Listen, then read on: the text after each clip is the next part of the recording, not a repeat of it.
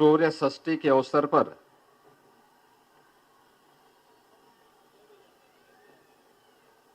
प्रदेश की राजधानी लखनऊ के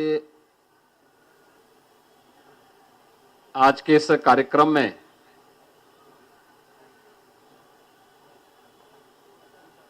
समारोह में उपस्थित उत्तर प्रदेश सरकार में मंत्रिमंडल के मेरे वरिष्ठ सहयोगी, उप मुख्यमंत्री श्री ब्रजेश पाठक जी,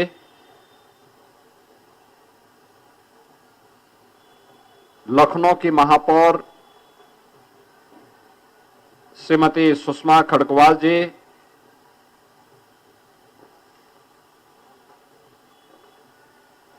निदेशक डॉक्टर राम मनोहर लोहिया आयुर्विज्ञान संस्थान doctor CM Singh ji, Bharatiya Janata party के महानगर लखनऊ के अध्यक्ष श्री आनंद द्विवेदी जी, मॉरिशस से इस समारोह में विशेष रूप से उपस्थित श्री सुरेश राम वरण जी, इस पूरे कार्यक्रम के संयोजक और जिन्होंने पिछले 41 वर्षों से छठ की इस पौराणिक परंपरा को लखनऊ में एक जीवंतता दी है, ऐसे अखिल भारतीय भोजपुरी समाज के अध्यक्ष श्री प्रभुनाथ राय जी, महासचिव श्री मनोज सिंह जी, अखिल भारतीय भोजपुरी समाज से जुड़े हुए सभी बंधुगण, उपस्थित बहनें और कठिन व्रत का पालन करके छठी मैया से लोक मंगल की कामना करने वाले सभी उपस्थित बहनें और भाइयों, आज देश और दुनिया में जहां कहीं भी भोजपुरी समाज रह रहा है, यह छठ के इस पावन पर्व के साथ जोड़ करके न केवल आत्मशुद्धि के माध्यम से लोक कल्याण के मार्ग को प्रशस्त करने के इस कठिन यज्ञ के साथ जुड़ा हुआ है, अपितु अनेक सामाजिक कार्यक्रमों के माध्यम से सामाजिक और राष्ट्रीय एकता का संदेश भी दे रहा है। इस अवसर पर इस पूरे आयोजन के साथ जुड़े हुए आप सभी बहनों और भाइयों को मैं छठ महापर्व की हृदय से बधाई देता हूं।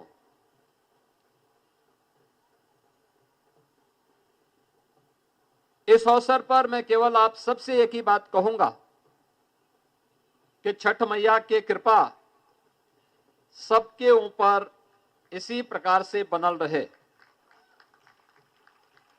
सबन लोगों के परिवार में सुख समृद्धि और खुशहाली रहे, एकरे खातिर हम छठी माई से आशीर्वाद मांगे तानी। जितना लोग व्रत बाटे ओए खातिर हम छठी माई से आशीर्वाद मांगे तानी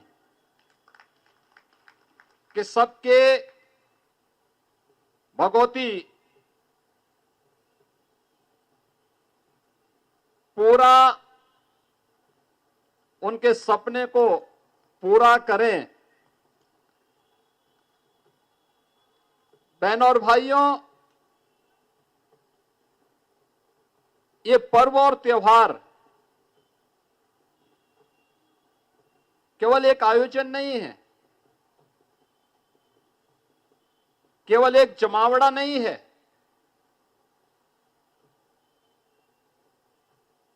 ये हमारी सामाजिक एकता, आध्यात्मिक उन्नयन, भारत की प्राचीन विरासत के प्रतीक भी है। प्रकृति के साथ हमारा संवाद कैसा होना चाहिए,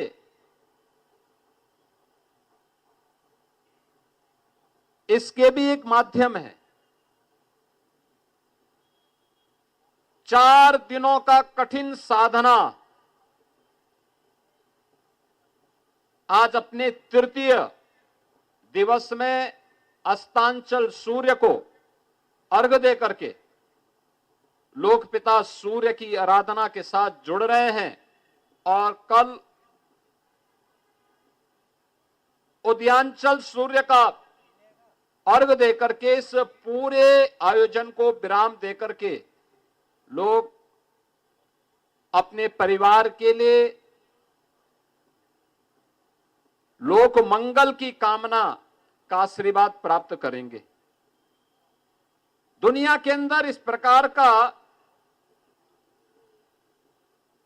आयोजन मिलना बहुत कठिन है और आप इसको भी देख रहे होंगे कि पूरे आयोजन की पृष्ठभूमि में बहनों का योगदान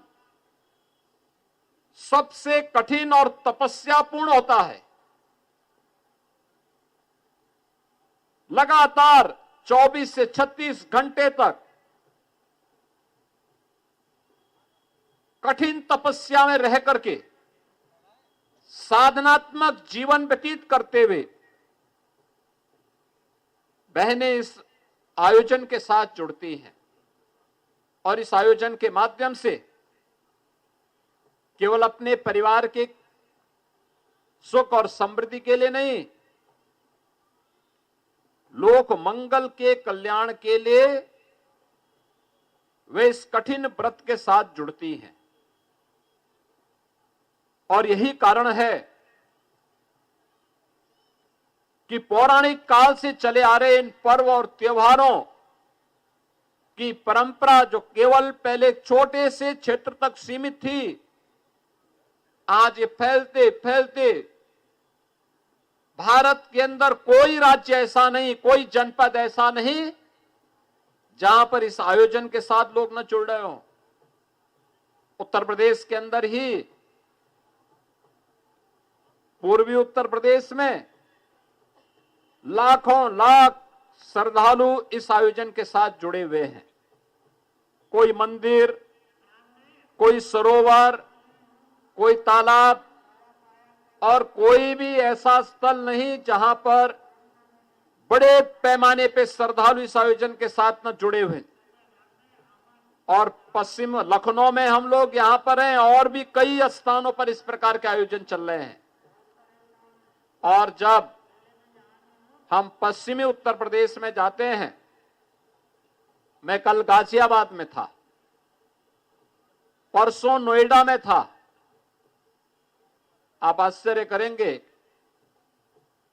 कि गाजियाबाद में 50,000 से लेके 1 लाख श्रद्धालु छठ महापर्व के साथ जुड़ने वाले हैं और इतने ही लोग गौतम बुद्ध नगर नोएडा में भी जुड़ने वाले हैं, जहां पे लाखों लाख श्रद्धालु किसी आयोजन के साथ जुड़े। और उसमें सबसे कठिन साधना का पक्ष तब आता है जब किसी नदी में, किसी सरोवर में खड़े होकर के बहनें भगवान को, सूर्य को अर्घ देती हैं। वह एक बहुत महत्वपूर्ण क्षण होता है।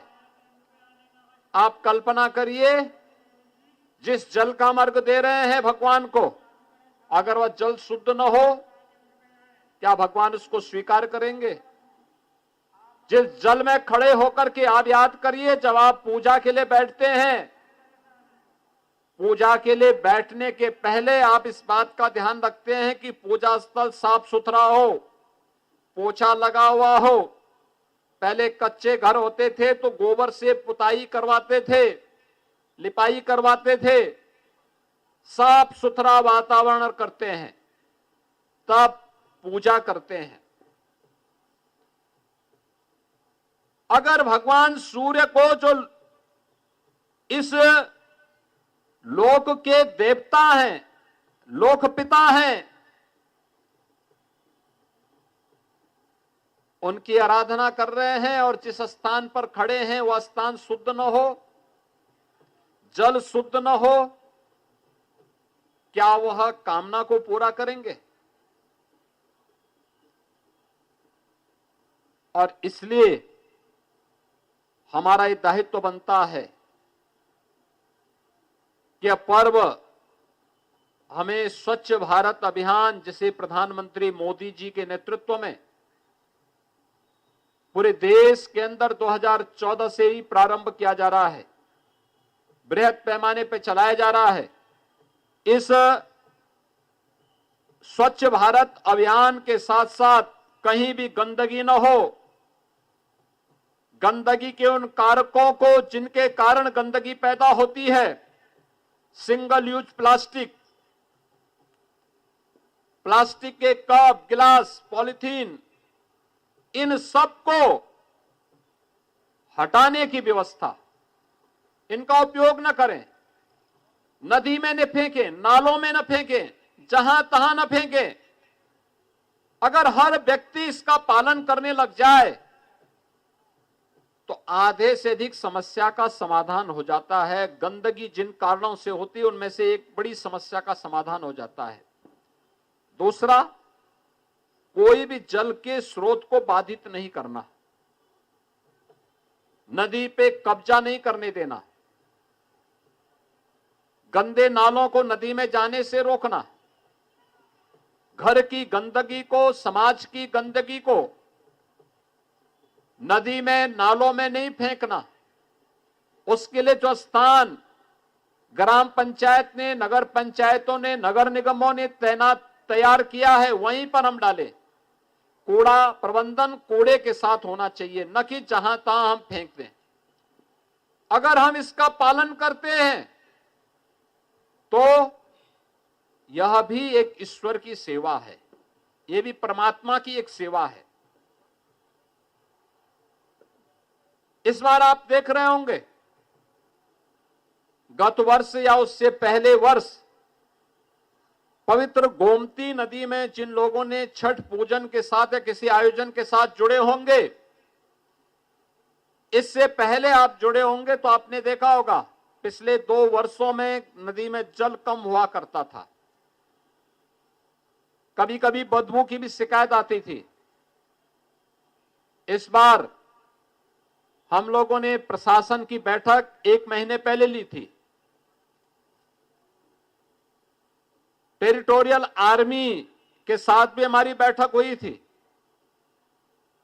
सिंचाई विभाग, स्थानीय प्रशासन, नगर निगम, लखनऊ विकास प्राधिकरण, ये सभी लगे, तमाम समाज सेवी और स्वयंसेवी संगठन भी लोग लगे, और अखिल भारतीय भोजपुरी समाज ने भी छठ के पूर्व स्वच्छता का जो अभियान चलाया, आज आप परिणाम देख रहे होंगे। जब मैं अभी पूजा करने के लिए, मां गोमती का पूजन करने के लिए और वहां पर गया तो मैंने देखा गत वर्ष की तुलना में इस बार जल की मात्रा भी अच्छा था और शुद्धता भी थी।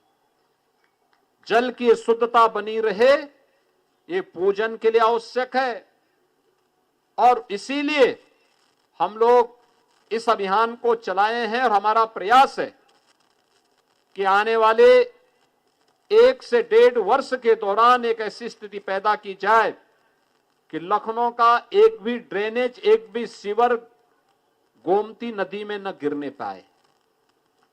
पूरी गोमती नदी शुद्ध हो, पीलीभीत से लेकर के लखीमपुर खीरी, सीतापुर, लखनऊ होते हुए और गाजीपुर में जिस स्थान पर मां गंगा के साथ मां गोमती नदी का मिलन होता है, उस स्थान तक एक अविरल और निर्मल नदी के रूप में मां गोमती का आशीर्वाद इन सभी जनपदों को प्राप्त हो, इसके लिए एक तैयारी चल रही है। तमाम जनपदों में कार्य प्रारंभ भी हो गया है। लखनऊ के वासियों से और खास तौर पर छठ जैसे महा आयोजन के साथ जुड़े हुए आप सभी लोगों से मेरी विनती होगी, ये प्रार्थना है, मैं ये आग्रह करूंगा कि आप सभी अपने स्तर पर इस आयोजन के साथ जरूर जुड़ें। कल प्रातः आयोजन विराम लेगा और मैं इस अवसर पर अखिल भारतीय भोजपुरी समाज से जुड़े हुए सभी पदाधिकारियों से कहूंगा, लखनऊ के स्वयंसेवी संगठनों से कहूंगा कि श्रद्धालु जनों और कठिन व्रत रखने वाले लोगों का वह आयोजन संपन्न होगा, लेकिन हमारा आयोजन तब संपन्न होना चाहिए जब हम फिर स्वच्छता के बड़े अभियान को बड़े पैमाने पर गोमती नदी के तटवर्ती क्षेत्रों में चला करके इसकी शुद्धता को, इसकी स्वच्छता को अविरल और निर्मल बना करके अन्य आयोजनों को फिर इसके लिए तैयार कर सके और इस अभियान के साथ हमें जोड़ना चाहिए। यह हमारा राष्ट्रीय कर्तव्य भी है। याद रखना, कोई भी देश तब तक विकसित नहीं हो सकता जब तक कि वहां के नागरिक अपने राष्ट्रीय कर्तव्य के साथ न जुड़े हुए हों। ये केवल नगर निगम का दायित्व नहीं है, ये केवल स्थानीय प्रशासन की ही जिम्मेदारी नहीं है, ये केवल उन लोगों की जिम्मेदारी नहीं है जो इस आयोजन के साथ जुड़ रहे हैं। हर लखनऊ वासी की जिम्मेदारी बनती है, हर प्रदेशवासी की जिम्मेदारी बनती है, जो भी नदी, नाला, सरोवर हमारे आसपास, हमारे गांव, हमारे शहर, हमारे कस्बे के आसपास जहां कहीं भी है, उसकी स्वच्छता को, उसकी सुंदरता को बनाए रखने के लिए अगर हम भी अपने स्तर पर कुछ प्रयास कर सकेंगे तो ये प्रयास आने वाले समय में विकसित भारत और आत्मनिर्भर भारत की संकल्पना को, प्रधानमंत्री जी के इस विजन को आगे बढ़ाने में मदद करेगी। और यह छठ जैसा पर्व इस बात की प्रेरणा भी हम सबको प्रदान कर रहा है। मैं आज के इस अवसर पर श्री प्रभुनाथ राय जी को और उनकी पूरी टीम को धन्यवाद दूंगा कि सम और विषम परिस्थितियों में इनके द्वारा लगातार इस कार्यक्रम को बनाए रख करके इस आयोजन को सफलता की एक नई ऊंचाई तक पहुंचाने का कार्य किया जा रहा है। आज के समय में जब लोगों के पास साधन हो गए हैं, मैं देख रहा था, अभी मैं लखीमपुर खीरी से आया था कुछ देर पहले, बहुत सारे लोग अपने छत के ऊपर ही आयोजन के साथ जुड़े हैं, कुछ लोग अपने आंगन में ही जुड़े हैं, लेकिन तब भी हजारों की संख्या में लोग पवित्र गोमती नदी के तट में आकर के इस आयोजन के साथ जुड़ रहे हैं। ये बहुत बड़ी बात है।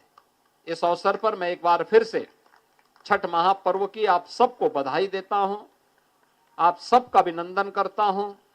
प्रदेश के अंदर जहां कहीं भी छठ के आयोजन के साथ श्रद्धालु जन जुड़ रहे हैं, उन सबको मेरी मंगलमय शुभकामनाएं हैं। छठी मैया से मैं यही प्रार्थना करता हूं कि वह उनकी मनोकामना को पूर्ण करे, उनके परिवार में, पूरे समाज में, पूरे प्रदेश में सुख और समृद्धि उसकी कृपा से आए। इस कामना के साथ आप सबको मैं छठ महापर्व की हृदय से बधाई देता हूं, अपनी शुभकामनाएं देता हूं। धन्यवाद। जय हिंद, जय जय श्री राम। बहुत बहुत धन्यवाद माननीय मुख्यमंत्री।